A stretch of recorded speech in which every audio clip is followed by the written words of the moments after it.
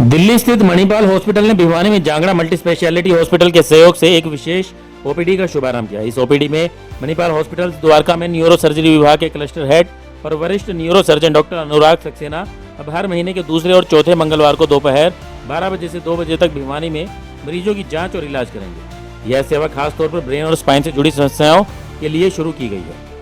आजकल दिमाग और स्पाइन से जुड़ी समस्याएं तेजी से बढ़ रही हैं। गलत बैठने की आदत, कम शारीरिक गतिविधि और लगातार तनाव जैसे कारण इन बीमारियों को बढ़ावा देते हैं। इन समस्याओं का समय रहते पता चलना बेहद जरूरी है ताकि शरीर पर इसके प्रभावों को रोका या कम किया जा सके। इसके लिए जागरूकता बढ़ाना और नियमित जांच द्वारा लोगों के बीच न्यूरो सर्जिकल और स्पाइन के विकारों का भार कम करना जरूरी है। ये बातें HCMCT मणिपाल हॉस्पिटल दिल्ली के न्यूरो सर्जरी विभाग के क्लस्टर हेड डॉक्टर अनुराग सक्सेना ने पत्रकारों से बातचीत के दौरान कही। वो जांगड़ा अस्पताल में ओपीडी शुरू करने के अवसर पर पत्रकारों से बातचीत कर रहे थे। तो हम लोग भिवानी में डॉक्टर जांगड़ा की सहयोग से न्यूरो सर्जरी की ओपीडी चालू कर रहे हैं। ये महीने में 2 बार होगी और मंगलवार को, दूसरे मंगलवार और चौथे मंगलवार को ये ओपीडी हर महीने होगी। इसमें भिवानी के मरीज़ों को जो दिल्ली तक नहीं पहुंच पाते हैं या दिल्ली तक आने में दिक्कत होती है, ऐसे सारे मरीज़ों को यहाँ पे स्पेशलिस्ट सुविधाएं मिल सकें, उसके लिए है। उसमें इस ओपीडी में मैं खुद आऊँगा और डॉक्टर अंकित कोरा जो न्यूरो सर्जन है हमारे डिपार्टमेंट के, वो भी आएंगे। मेन पर्पस इस ओपीडी का मुख्य उद्देश्य है कि जो भी हाई एंड सर्जरीज हम दिल्ली में करते हैं, हमारे पास मणिपाल हॉस्पिटल, आपको पता होगा कि हिंदुस्तान के सबसे बड़ी चेन है कॉर्पोरेट हॉस्पिटल्स की, तो इसमें सारी सुविधाएं हैं। हमारे पास में विदेशों से भी पेशेंट आते हैं, लेकिन हमारे हिंदुस्तान के पेशेंट्स क्योंकि या तो आने की सुविधा नहीं होती है या काफ़ी ऐसी चीज़ें होती हैं कि उनको नॉलेज नहीं होता, उनको पता नहीं होता, तो हमारा ये एक उद्देश्य है कि हम लोग यहाँ पे आएँ रादर देन पेशेंट वहाँ पे आएँ। और अब डॉक्टर जांगड़ा के साथ में अगर हम सहयोग से ये ओपीडी चालू करेंगे तो उसमें पेशेंट्स का ये भी भला होगा कि जो पेशेंट्स रेगुलर फॉलोअप की जिनको ज़रूरत है, जो दिल्ली आते हैं बार बार उनको आना पड़ता है, वो आने की ज़रूरत नहीं पड़ेगी। कुछ पेशेंट्स हैं जिनको एडवांस सर्जरीज़ की ज़रूरत है, हम सर्जरीज़ करके वापस उनको यहाँ भेज सकते हैं, उनका यहाँ इलाज हो सकता है और हम उनको रेगुलर बेसिस पे आके देखेंगे। तो महीने में 2 बार स्पेशलिस्ट डॉक्टर अवेलेबल रहेंगे यहाँ पे न्यूरो सर्जरी के। न्यूरो सर्जरी मतलब ब्रेन और स्पाइन से रिलेटेड सारी समस्याएं, सर्जिकल, नॉन सर्जिकल।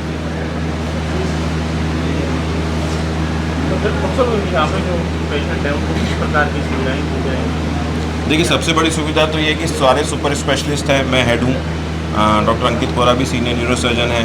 हम लोग यहाँ खुद आ रहे हैं मरीज़ों के लिए, उनको दिल्ली तक आने की ज़रूरत नहीं है। दूसरी चीज़, कुछ ऐसी टेक्निक्स हैं, कुछ आजकल सर्जरीज़ बहुत एडवांस हो गई, माइक्रोस्कोपिक सर्जरीज़ हैं, मिनिमली इन्वेजिव एंडोस्कोपिक दूरबीन से स्पाइन की सर्जरीज़ होती हैं।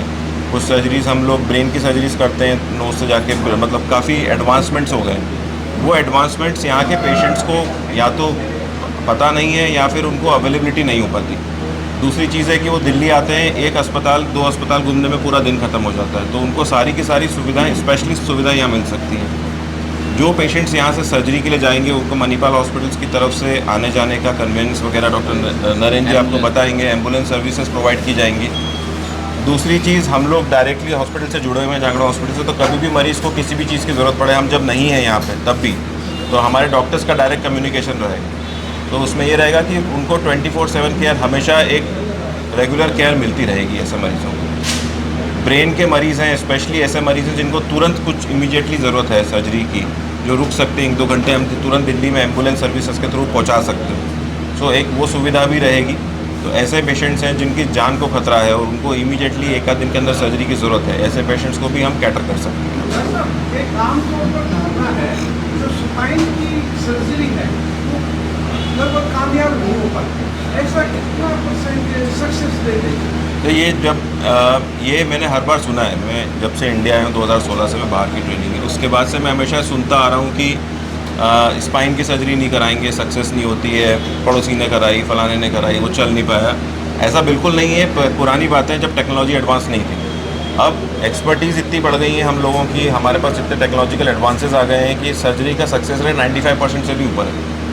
तो ये कहना बहुत गलत है कि स्पाइन सर्जरी का पेशेंट चल नहीं पाता। इनफैक्ट उल्टा है, स्पाइन सर्जरी हम इसलिए करते हैं कि पेशेंट अपना इंडिपेंडेंट रहे, चलता फिरता रहे। यंग पेशेंट्स हैं जो स्पाइन सर्जरी से बचते जाते हैं, फिर बाद में व्हील चेयर पर आ जाते हैं, फिर उसके बाद में आप सर्जरी कराओगे तो ऑब्वियसली उतना इफेक्ट नहीं आता। स्पाइन सर्जरी का सक्सेस का सबसे बड़ा मंत्र है कि जब आपकी सर्जरी आपको एडवाइस की जाती तुरंत कराएं। स्पाइन सर्जरी में मैं हमेशा मरीज़ों को बोलता हूँ कि अगर आप मेरे पास चलते हुए आए हो तो 95-97% तक संभावना है कि आप चलते हुए वापस जाओगे, आपको व्हीलचेयर पे नहीं जाना पड़ेगा। अगर आप व्हीलचेयर पे आए हो तो वापस चल के जाने की संभावना कम हो जाती है, और जो मरीज स्ट्रेचर पे आते हैं उनकी चल के जाने की संभावना ना के बराबर होती है। तो टाइमिंग बहुत ज़रूरी है स्पाइन सर्जरी में सक्सेस रेट। लोग बाग खींचते जाते हैं डर के मारे, जो आपने बताया धारणा है, उसके कारण बीमारी इतनी बढ़ जाती है कि फिर उनको लगता है कि सर्जरी सक्सेस नहीं है। उसका एक कारण ये भी है। एक चीज और है जो वर्तमान में कार्यशैली और दिनचर्या है, हाँ जी, जो बदली है लोगों, उसमें कमर दर्द का काफी बहुत बड़ा रोल है। रोल बड़ा है। कमर दर्द का बहुत बड़ा इससे कैसे बचा जा सकता है? कमर दर्द इंसानों में लाइफस्टाइल डिजीज़ मानी जाती है ज़्यादातर केसेस में। 90% जो हमारे कमर दर्द होते हैं वो गलत तरीके से बैठे, लंबे समय तक बैठे हैं, व्यायाम नहीं हो रहा, कुछ की कमी नहीं है, वज़न ज़्यादा बढ़ रहा है, स्ट्रेस है, मल्टीपल चीज़ें होती हैं। इन सब चीज़ों के कारण कमर दर्द बहुत रेगुलर है। आजकल आईटी के चलते हुए हमारे पास में यंग लोग 20-25 साल के 30 साल के आते हैं सर्वाइकल की प्रॉब्लम देके। मोबाइल नेक बहुत बड़ी प्रॉब्लम है आजकल, जो बच्चे और हम लोग मोबाइल कंटिन्यूस देखते रहते हैं। सर्वाइकल की प्रॉब्लम आजकल जो हम 50 साल की उम्र में देखते थे वो हमको 25 साल में मिल रही है आजकल। तो ये लाइफस्टाइल को चेंज करना, दिनचर्या को चेंज करना, रेगुलर व्यायाम करना। व्यायाम नहीं भी करें, आज ही रिसेंटली पेपर में आया है कि एक स्टडी हुई है विदेश में कि अगर आप रेगुलर चलते हैं, कोई बड़ी एक्सरसाइज मत करिए, अगर आप रेगुलर चलते हैं और आप सुबह शाम वॉकिंग करते हैं तो आपके कमर दर्द की संभावना, अगर आपको है कमर दर्द तो वो ठीक होता है, या कमर दर्द की संभावना 25% तक, 23 से 25% तक कम हो जाती है। आयुष्मान और अन्य सरकारी योजनाओं के तहत सुविधाएं दी जाएगी। हमारे हॉस्पिटल में पैनल्स, आयुष्मान को छोड़ के अभी तक सारे पैनल्स हैं, ECHS, CGHS, DGHS, ये सारी सुविधाएं अवेलेबल हैं। तो ऐसे मरीजों के हम स्पेशली कैटर करते हैं। आयुष्मान अभी नहीं है, वो नरेंद्र जी आपको बताएंगे उसके बारे में। गवर्नमेंट ने अभी लागू नहीं किया है आयुष्मान, जैसे ही होगा वो भी हो जाएगा। सर ओपीडी यहाँ करेंगे, ओपीडी खोली जाएगी तो चार्ज क्या रहेगा? ओपीडी का चार्ज गरीबी एरिया वो आप लोगों ने मिनिमम चार्ज 200 का रखें, 200 का रखें, केवल 200 रुपये का। जो आप अगर ECHS का पेशेंट होता भी है तो उसको 350 रुपये पे करने पड़ते हैं, ये उससे भी कम है। स्पाइन और अगर हम बात करें तो मेन सर्जरीज जो आ रही हैं स्पाइन की ज़्यादा आ रही हैं या न्यूरो की ज़्यादा आ रही है, मतलब ब्रेन की ज़्यादा आ रही है? देखिए मिक्स मैच होता है हमारी स्पेशलिटी में, लेकिन हमारा मैक्सिमम काम स्पाइन में बहुत ज़्यादा होता है, क्योंकि स्पाइन की ऐसी समस्या है कि 80% लोगों को स्पाइन की प्रॉब्लम होती है। तो हमारी OPD में बैक पेन जो सिंपल मेडिसिन फिजियोथेरेपी से ठीक हो जाता है, ये से लेके स्लिप डिस्क या कॉम्प्लेक्स फिक्सेशन एंडोस्कोपिक सर्जरीज, इनकी तादाद ज़्यादा रहती है हमारी OPDs में देखा जाए। लेकिन जो ब्रेन की प्रॉब्लम्स है वो भी अब रेगुलर बढ़ती जा रही हैं। सो ऑलमोस्ट हमारी न्यूरो सर्जरी में OPD के में रेशो 50-50 का हो गया है आजकल की, ब्रेन और स्पाइन की समस्याएं जो आती हैं। और टर्चरी हॉस्पिटल है, बड़ा हॉस्पिटल है, तो पेशेंट्स रेफ़र होकर आते हैं हमारे पास में। तो हमारे पास में ब्रेन और स्पाइन के लगभग बराबर पेशेंट्स हैं।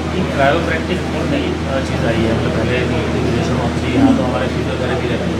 क्रायोप्रैक्टिक जो चीज़ आई है वो कितनी हद तक सफल है? देखिए अल्टरनेटिव मेडिसिन में आती है, मतलब अल्टरनेट थेरेपीज़ में आती हैं। तो आपको छोटा मोटा बैक पेन है, उसमें अगर साइंटिफिकली किया जाए तो आराम मिल सकता है। लेकिन अगर आपको कोई सर्जिकल बीमारी, स्लिप डिस्क हो गई है, आपकी नसें दब गई जिसको हम स्टेनोसिस कहते हैं, या आपकी हड्डी स्लिप है, उस केस में कायरोप्रैक्टर में ज़्यादा आपको नहीं इन्वॉल्व होना चाहिए, क्योंकि वो बीमारी बढ़ सकती है।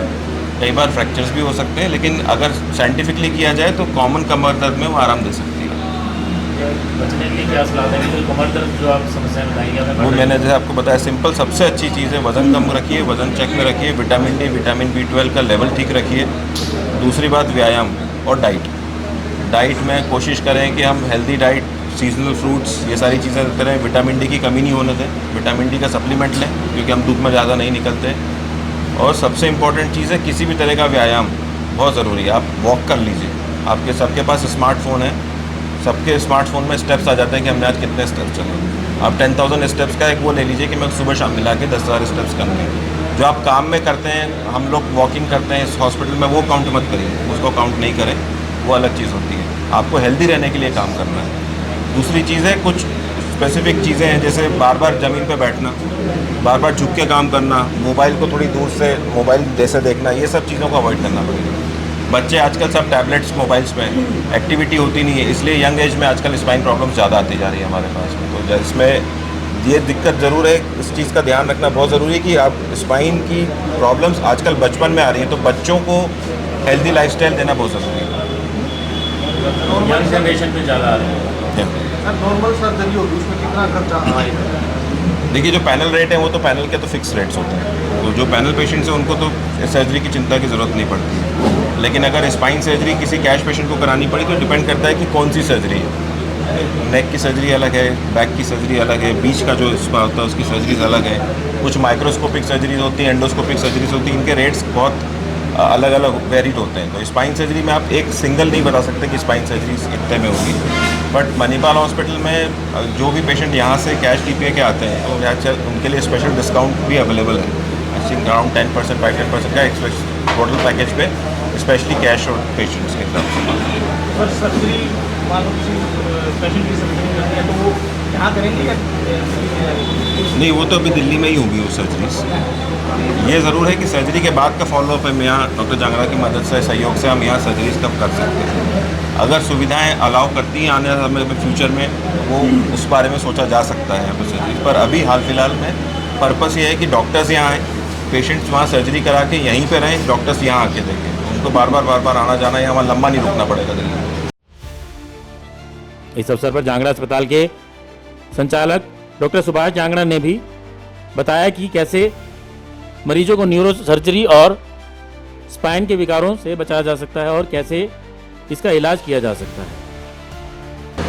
आज हमने ये मणिपाल हॉस्पिटल की तरफ से एक कैंप का आयोजन किया और हमारा उद्देश्य ये डॉक्टर अनुराग जी हैं और डॉक्टर अंकित जी हैं। हमारा उद्देश्य ये है कि जो ब्रेन के और स्पाइन के जो पेशेंट हमारे पास यहाँ आते हैं या भिवानी शहर में आते हैं तो हमारे पास स्पाइन सर्जन और न्यूरो सर्जन की फैसिलिटी अवेलेबल नहीं हो पाती, जिसकी वजह से वो एक पेशेंट ऑर्थोपेडिस्ट के पास घूमते रहते हैं। कभी खिंचाव लगा लिया, कभी उन्होंने दवाइयाँ ले ली, उससे क्या होता है कि जो स्पाइन की सर्जरी की पॉसिबिलिटी होती है वो कम हो जाती है। जो भी इमरजेंसी आती है, एक्सीडेंटल पेशेंट आते हैं, वो बहुत सारे पेशेंट रेफर हो जाते हैं, या पेशेंट ऐसे सिक होते हैं कि वहाँ तक पहुँचते हैं 1 या 2 दिन लगा देते हैं, तब तक कई कॉम्प्लिकेशन बढ़ जाती है। तो हमारा टारगेट ये है कि मणिपाल हॉस्पिटल की बेस्ट टीम के द्वारा जो भी पेशेंट कॉम्प्लिकेशन का आएगा, रोड साइड एक्सीडेंट होगा, स्पाइन की सर्जरी होगी, न्यूरो सर्जरी होगी, उसको हम बेस्ट सुविधा देंगे और कोशिश करेंगे फ्री ऑफ कॉस्ट एम्बुलेंस हम वहाँ तक भेज पाए मणिपाल हॉस्पिटल तक, और घंटे 2 घंटे का प्रोसीजर जो बने ताकि पेशेंट की कॉम्प्लिकेशन के रेट जो हों वो कम से कम हो जाए। अभी डॉक्टर साहब ने एक OPD चालू की है, आज भी बहुत सारे पेशेंट देखे हैं, उनमें से भी सर्जरी निकली है और हम डॉक्टर से और मणिपाल हॉस्पिटल की टीम से ये भी कोशिश करेंगे जो अफोर्डेबिलिटी पेशेंट की है, अगर वो पुअर है तो उसका मैक्सिमम से मैक्सिमम उसका डिस्काउंट किया जाए, और जो पैनल के पेशेंट होते हैं उनका तो कोई चार्ज लगना नहीं है। दूसरी चीज़, अगर कोई पेशेंट ऑपरेट करवाने के बाद बड़े हॉस्पिटल में रहता है तो उसका ICU का खर्चा कई बार अफोर्ड नहीं कर पाता। पेशेंट ये चाहता है कि मेरी सर्जरी तो हो जाए और उसके बाद की जो स्टे करने की स्टेबिलिटी है वो 15 से 20 दिन जितना भी लगे वो मैं बड़े हॉस्पिटल में नहीं करवा पाऊँगा। तो हमारी ये कोशिश रहेगी कि अपना जो एरिया है यहाँ का, जो पुअर पेशेंट होते हैं उनकी सर्जरी डॉक्टर साहब के पास वहाँ हो जाए। 2 दिन 5 दिन 7 दिन जितना इनको लगे स्टेबिलिटी हम अपने पास रख के ट्रीटमेंट देंगे, वो ये दे दें। उसके बाद का जितना भी फॉलोअप रहेगा वो हॉस्पिटल की तरफ से टाई अप रहेगा, तो इससे लोगों को सुविधा मिलेगी और कॉम्प्लिकेशन जो होती है उसके जो रेट है वो कम होगी। हमारा टारगेट यही है कि आगे के लिए OPD, और धीरे धीरे अगर ये स्टेबिलिटी बनती है तो इसके बावजूद भी हम OPD जो अभी महीने में 2 बार हम करने लग रहे हैं उसको हर हफ्ते भी हमारी कोशिश रहेगी कि हर हफ्ते भी उसको चालू कर पाए, और पेशेंट जो भी लगे कॉम्प्लिकेशन का, जो एक्सीडेंट का, और आप लोगों के सहयोग से जो भी बेस्ट सुविधा हम दे पाएँ मणिपाल हॉस्पिटल की टीम के साथ मिलके और जांगड़ा हॉस्पिटल की टीम के साथ मिलके लोगों का सहयोग कर पाएँ। हमारा ये उद्देश्य आगे के लिए रहेगा। ब्यूरो रिपोर्ट, नई ताज़ा न्यूज़, भिवानी।